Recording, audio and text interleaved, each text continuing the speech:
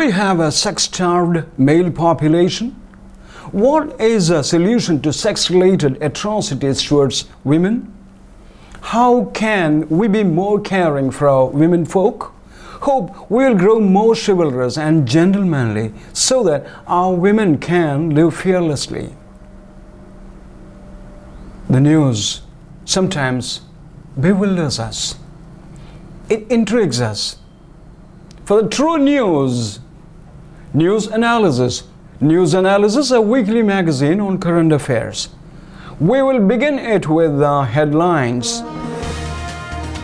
Sudan crisis. Women praise end of strict public order law.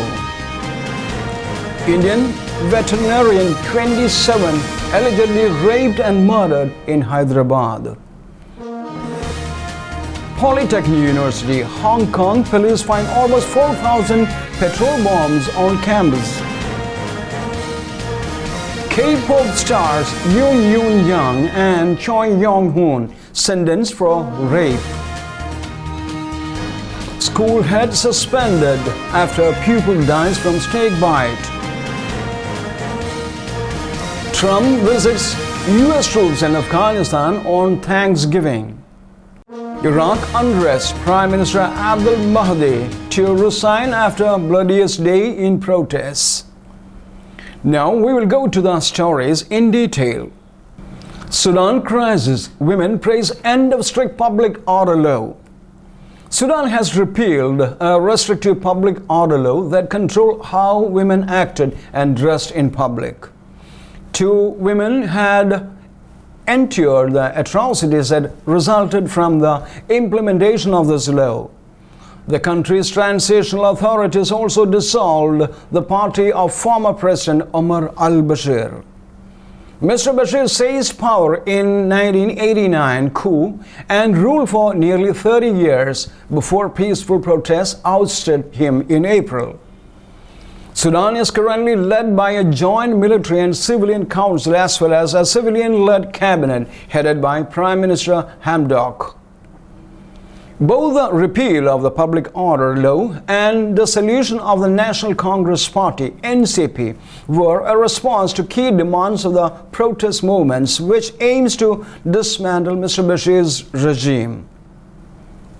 People celebrated in the streets of the capital Khartoum overnight at news of the moves.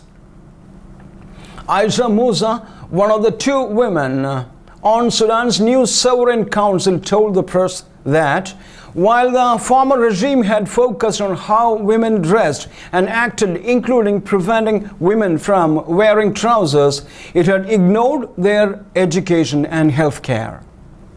It is about time that all this corruption stops, that all this treatment for the women of Sudan stops, she said. A 2017 report by 2 charities described the restrictions as a blend of legal and moral prohibitions designed to exclude and intimidate women from actively participating in public life. They gave the authorities sweeping powers to arbitrarily control what women wore, whom they spoke to, and any job they might hold. With any perceived offender facing punishment by flogging or in rare cases stoning and even execution. Human rights activist Hala Al-Karib told the press that repealing the law was a massive step for her country, arguing the legislation had enforced the old regime's ideology, which was based in terror and discrimination. Indian veterinary doctor 27 allegedly raped and murdered in Hyderabad. Police suspect a young woman whose body was found on the outskirts of the southern city of Hyderabad was raped before being killed. The 27-year-old vet's charred body was found on Thursday morning. Police told reporters they were awaiting the post-mortem report to confirm how she died and whether she was raped before she was set on fire. 4 men have been detained for questioning, senior police official Prakash Reddy said. The woman named Priyanka had left home on her bike around 6 p.m. on Wednesday to go to a doctor's appointment, her sister said.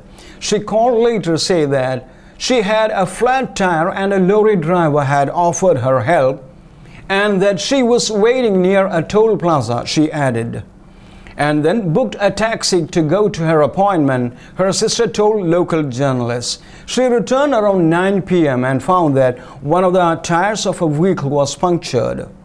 A lorry driver offered to get it fixed for her and asked her to wait. The sister said the victim had also told her that she was scared because it was already so late. She said she tried to reach her sister again a bit later but found her phone was switched off. The woman's family rushed to the spot and searched for her, lodging a police complaint when they couldn't find her, she said. Her body was discovered under a flyover by a milkman early Thursday morning and alerted the police. Her body was identified based on her jewelry and clothes. Under Indian law, a rape victim cannot be identified in the news, but on Friday her name was a top Twitter trend in the country for several hours, with tens of thousands of angry tweets demanding justice for her. Rape and sexual violence against women have been in focus in India since December 2012 gang rape and murder of a young woman on a bus in the capital. But there has been no sign that crimes against women are abating. According to the latest government crime figures, police registered 33,658 cases of rape in India in 2017. That's an average of 92 rapes every day. Polytechnic University, Hong Kong, police find almost 4,000 petrol bombs on campus. Hong Kong police say they found almost 4,000 petrol bombs in 2 days while clearing the Polytechnic University campus. The campus was a site of a fiery standoff between activists and police, and on Thursday, with the protesters having left, the officers moved in. They found 3,989 petrol bombs, 1,339 explosive items, 601 bottles of corrosive liquids, and 573 weapons. The campus has now been handed back to the university management. Protesters barricaded themselves inside the campus 2 weeks ago. The authorities responded by sealing off the university grounds, trapping more than 1,000 protesters inside at one point. Activists armed with bricks, petrol bombs, and even bows and arrows attacked the police lines during the siege. Over the past week, most protesters either surrendered or escaped on Friday, police said. Elvis, a 19-year-old student, spent 5 days inside Polytechnic University campus during the siege. Chairs and tables were all taken out to create barricades, so everyone was sleeping on the ground, but it was comfortable because we were so tired, he told the press. Many people were caught. We tried to escape 3 times but kept failing because the police kept firing tear gas and rubber bullets at us. I don't think they wanted us to leave. It was a nightmare. There were blood everywhere. The protesters cooked for themselves with supplies provided by the members of the press or medical team. Most of the water tasted like tear gas. That's why we had to drink bottled waters. On the 4th day, there were no fresh water bottles left, so we drank from the bottles left behind. Some protesters were able to escape by climbing down ropes from road bridges, but Elvis said it was too dangerous and he didn't want to leave others behind. He injured his leg in one attempt. Some of his friends escaped through an underground tunnel, but he said it smelled really bad. He was eventually taken out of university on a stretcher bed on day 5 with his personal information marked down and his photo taken before being transferred to a hospital. Hong Kong's protests started in June against a proposed law to allow extradition to mainland China, but they have transferred into a large pro-democracy movement. Last Sunday, Hong Kong held local council elections that were seen as a barometer of public opinion towards the government and protesters. The elections saw a landslide victory for the pro-democracy movement, with 17 of the 18 councils now controlled by pro-democracy councillors. This Friday saw another small demonstration in the center of Hong Kong, with activists insisting on their list of 5 key demands. The list includes full democracy for the territory and an inquiry into police behavior. A former British colony, Hong Kong is part of China but enjoys special freedoms under the one country, two systems arrangement. Those are set to expire in 2047, and many in Hong Kong are uncertain about their future. K-pop stars Joon-young and Jong-hoon sentenced for rape. A South Korean court has sentenced K-pop stars Joon-young and Jong-hoon to 6 and 5 years in prison for gang raping drunk, unconscious women. Young was also charged with filming the assault and distributing the footage. The men will have to do 80 hours of sexual violence treatment courses and are banned from working with children. The case is one of several sex and abuse scandals that have rocked the K-pop world in recent years. Judge Kang Seong-soo said that Young, 30, had raped women who were drunk and unable to resist, filmed them nude and having sex, then spread it on a group chat. We can't imagine the pain the victims might have felt who found out later. He also said it seemed Young viewed the victims just as a tool for pleasure.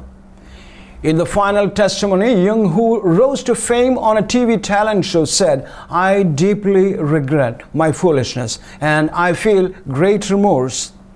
From now on, I shall only live in remorse," he added. In March, he quit the music business after admitting that he secretly filmed women and shared the videos.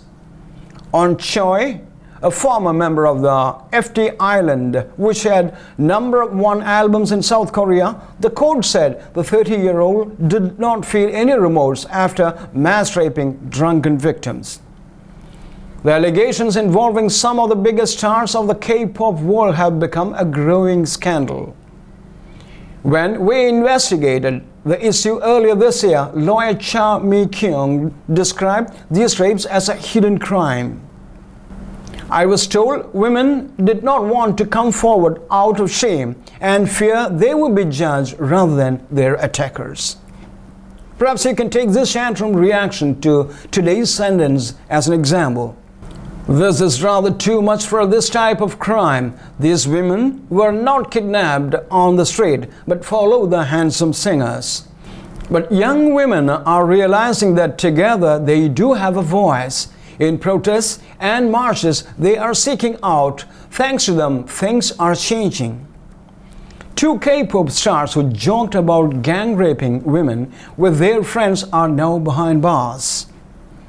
Anyways, cruelty should be prevented at any cost. Cruelty towards females and animals. No argument on that. The K-pop albums were very famous and nudity has been part of it.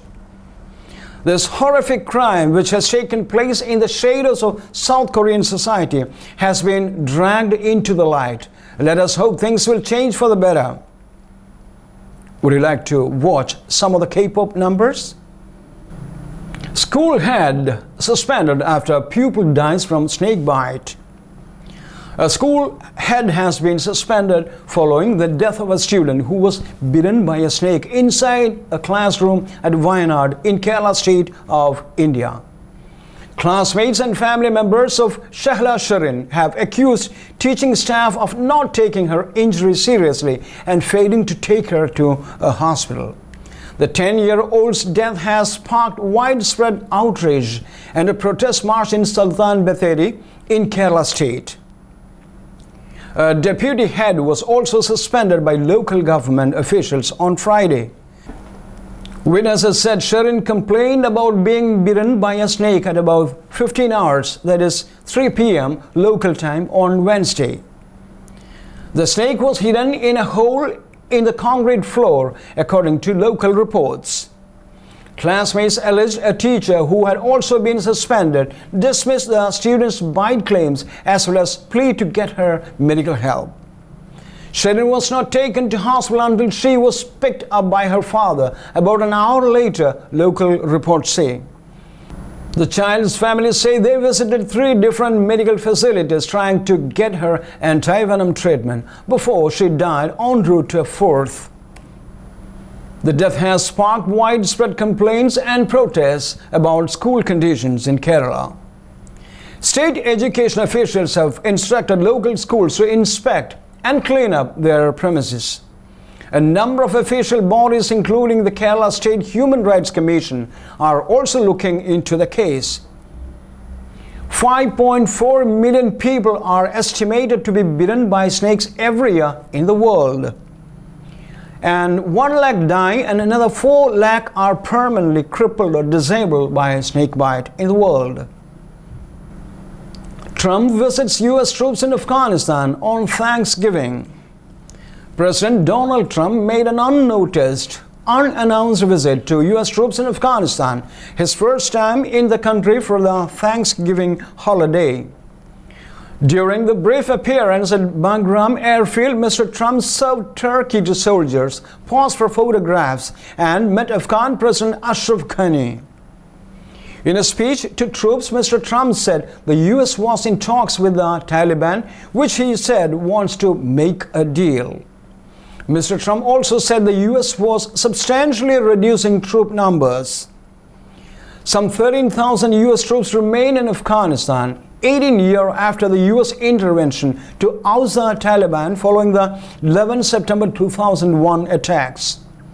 The visit comes after a prisoner swap with the Taliban aimed at resuming peace negotiations. Earlier this month, the Taliban freed 2 Western academics who had been held hostage since 2016. American Kevin King and Australian Timothy Weeks in exchange for imprisoned senior militants. We are meeting with them, Taliban, and we say that it has to be a ceasefire, and they didn't want to do a ceasefire, and now they want to do a ceasefire. Mr. Trump said at the base near the capital Kabul, I believe it will probably work out that way. It's not clear how substantive the talks have been. Afghan officials have long demanded a ceasefire, but the Taliban, who now control more territory than any point since they were ousted in 2001, have refused to hold direct talks with the government until a U.S. deal is agreed. Taliban leaders confirmed that meetings with senior U.S. officials were being held in Doha since last weekend. But that formal talks had not yet resumed, Reuters news agency reported. Mr. Trump arrived at 20:30 local time, 16 hours GMT, on Thursday and left before midnight on a trip that was shrouded in secrecy for security reasons. The White House confirmed that there was an arrangement for the president's Twitter account to post messages during the trip to prevent suspicions arising about his long silence. Iraq unrest, Prime Minister Abdul Mahdi to resign after bloodiest day in protests. Iraqi Prime Minister Adel Abdul Mahdi is to submit his resignation, his office says, after more than 40 people were killed on the bloodiest day since anti-government protests began. Mr. Abdul Mahdi's decision comes after Iraq's top Shia Muslim cleric condemned the use of force against protesters and called for a new government. Nearly 400 people have been killed in protests since the start of October. Iraqis are demanding jobs, an end to corruption and better public services. UN Secretary General Antonio Guterres said he was deeply concerned over reports of the continued use of live ammunition against demonstrators and called for maximum restraint. The statement said he would present his resignation to Parliament so lawmakers could select a new government. It came after Grand Ayatollah Ali Sistani called for a new government. In response to this call and in order to facilitate it as quickly as possible, I will present my Parliament a demand to accept my resignation from the leadership of the current government, the statement signed by Mr. Abdul Mahdi said. The statement did not say when his resignation would take place. On Sunday, Parliament will hold an emergency session to discuss the crisis. Brad Gobright, free solo climber, falls to his death. A world-renowned American free solo climber has died attempting to descend the side of a cliff face. Brad Gobright, 31, fell around 300 meters, that is 1,000 feet, to his death in El Potrero, Chico, in northern Mexico. His companion fellow climber Aidan Jacobsen, 26, fell a shorter distance and survived with injuries. Gobright was best known for his free soloing or climbing without any safety gear, but at the same time the two were abseiling, a technique using ropes. Abseiling accidents are believed to be the most common cause of fatalities in the sport. The two men were simul-rappelling, a technique where two climbers descend opposite strands of an anchored rope with their bodies acting as counterweights to each other with an 80-meter rope, the outside website reports.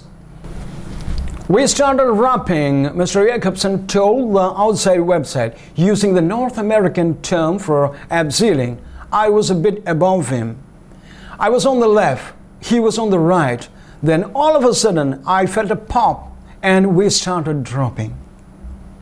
While Mr. Jacobsen crashed through a bush which cushioned his fall before striking a ledge, Gobright fell to his death. It was basically a blur, Mr. Jacobsen added. He screamed, I went through some vegetation. And then all I remember is seeing his blue Ramesses shirt bounce over the edge. Born in California in 1988, Gobright first started climbing at the age of 6.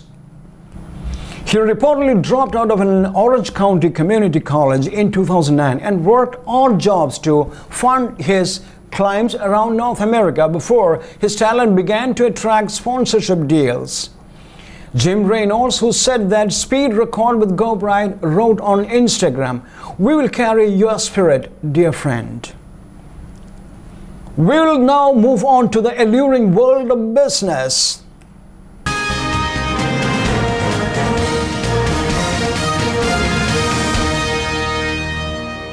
Black Friday backlash. Amazon protests erupt across France. Activists across France have staged Black Friday protests against Amazon, decrying consumerism and its impact on the environment. Dozens of protesters gathered outside the company's French headquarters in Clichy, north of Paris.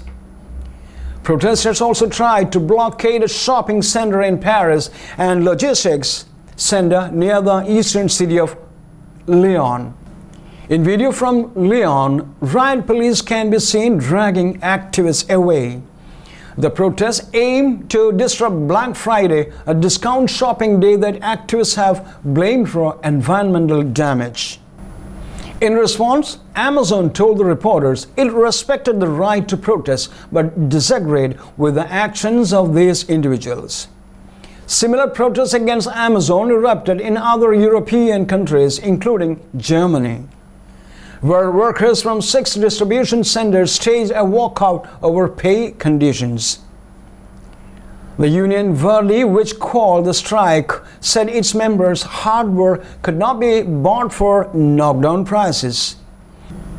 Some French lawmakers want to ban Black Friday because of its environmental impact, and Environment Minister Elizabeth Borne has warned against the consumption frenzy linked to the event. The shopping day began in the US on Friday after Thanksgiving, but in recent years spread to other countries. Environmentalists have accused Amazon of accelerating climate change through its rapid delivery services, which they say contribute to greenhouse gases emissions. Amazon ships around 10 billion packages per year, according to Reuters news agency. To mitigate its impact on the climate, the US e-commerce giant Amazon pledged to go next carbon neutral by 2040 by investing in electric delivery vans, among other initiatives. They say contribute to greenhouse gases emissions. Now, we'll pay a visit to the world of science. Russia's Timir plant, Arctic coal for India risks pollution. Natural riches come in two conflicting types in Russia's Arctic North: valuable minerals and spectacular wildlife. But sadly for many threatened species, the decline in Arctic sea ice has created a new economic opportunity for Russia in their remote habitat. In a decree last year, President Vladimir Putin ordered Russian firms to boost cargo traffic on the Northern Sea route to an annual 80 million tons by 2024. Ambitious energy cooperation deals were signed with India in Vladivostok in Russia's Far East in October. One centers on a big open-cast coal mining project in the Timir Peninsula in the far north of central Siberia. The area is rich in high-quality coking coal, anthracite, used to make steel and aluminum. Dharmendra Pradhan, India's Minister for Petroleum and Natural Gas, said, "We are the second largest coal importer in the world, and we intend to achieve production of 3 million tons of steel per year by 2030. So we need to increase coal supplies." Now, to the stunning arena of sports.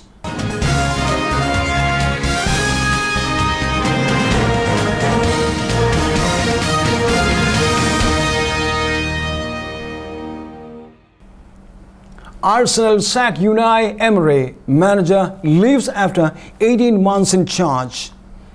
Unai Emery has been sacked as Arsenal manager after 18 months in charge. The Spaniard, who previously led Paris Saint-Germain to the French League title and won 3 Europa Leagues with Sevilla, was appointed Gunners' boss in May 2018, succeeding Arsene Wenger. He has been replaced on the temporary basis by assistant and former Arsenal midfielder Freddie Ljungberg. Arsenal said the decision had been taken due to results and performances not being at the level required. The Gunners have not won in 7 games and lost 2-1 at home to Eintracht Frankfurt in the Europa League on Thursday. It is their worst run without a victory since February 1992, which was 8 games under George Graham. They are without Premier League victory since 6 October and 8 points off the top 4.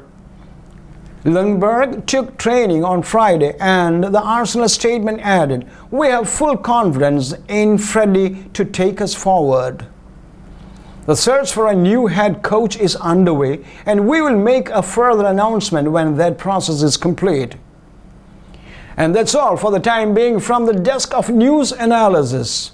But before we end today's bulletin, let's have a recap of the main points. Sudan crisis. Women praise end of strict public order law. Indian veterinarian 27 allegedly raped and murdered in Hyderabad.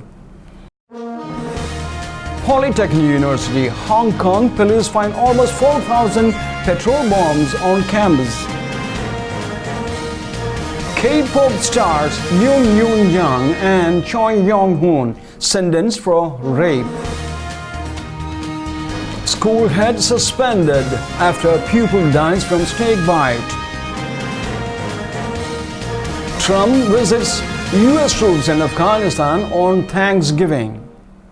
Iraq unrest. Prime Minister Abdul Mahdi to resign after bloodiest day in protests. Thank you for being with us. Be present with us in the coming weeks too. Thank you very much.